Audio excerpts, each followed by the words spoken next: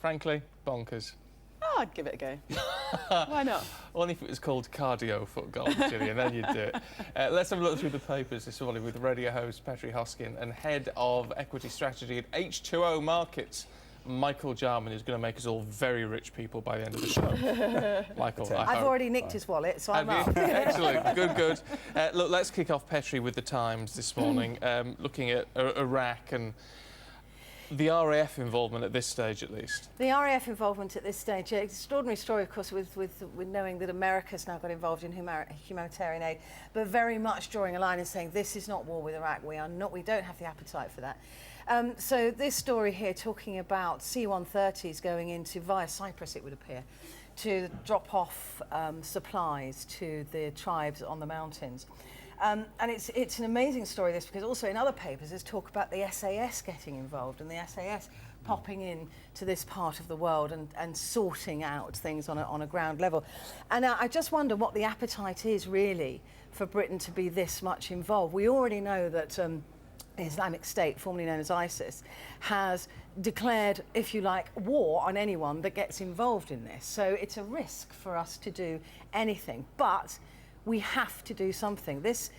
I'm appalled so far that there's been so little done, and ISIS has been able to stomp across huge swathes of this region of the world in the most unbelievably barbaric, and I mean, nobody could support this. Nobody. Well, no, but it comes back to the idea of, should we be the world's policeman? I mean, led by the United States, but sort of as the deputy, if you like. But nobody else is doing it. I mean, this is the thing. We can stand back and stand back and stand back, and America and Britain has, in this instance, for too long, in my belief.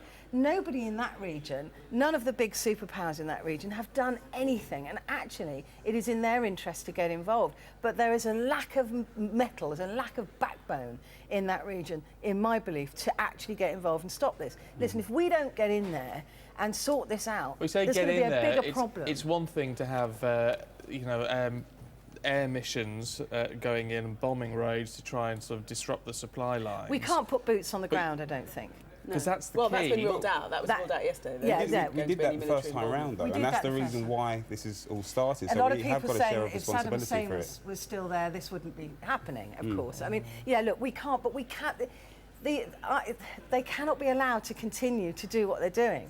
And the more that we sit back and allow it, the more bravado, the more money, the more strength this terror group gathers. So something has to be done. And I know it looks like we're getting involved again, but who else is? Well, Nobody else is in bothered. my eyes, I think we have to now. I think agree. we have to. We kind of kick-started the movement off. We got to ask ourselves, why is ISIS and where have they come from? They were unheard of 10 years ago. My only biggest fear is the collateral damage that is going to be done probably on the back of this again. If they start opting for tactics similar to what Hamas are doing in Palestine, then the collateral damage could be far and extent, and innocent civilians could start getting affected who really don't want to be caught in the crossfire. No. Well, innocent as well in Britain and in America. Again, we will become central stage being targeted, when actually nobody on this planet could possibly agree with what IS is doing. Nobody. I mean, who could? I defy anyone to say, this is a real cause.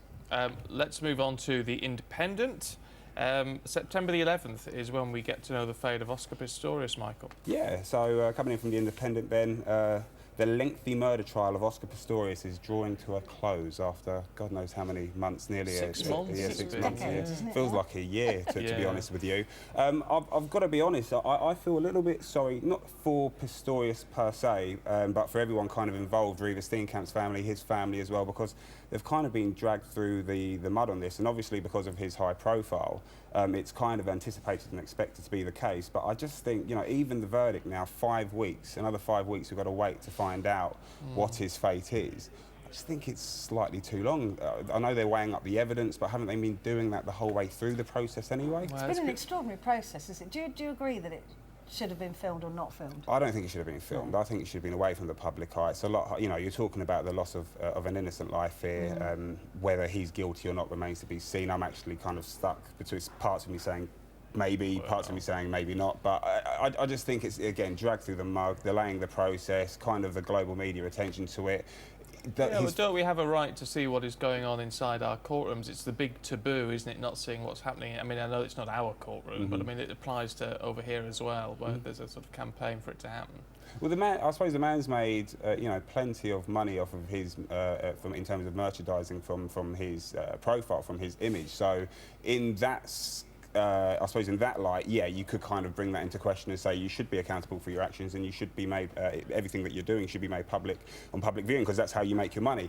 That being said, I just think it's a very fragile case, in all fairness. It's not, you know, it's not someone being caught robbing sweets from the shop. It's a loss of a life. Yeah, and I don't think we should have televised courtrooms.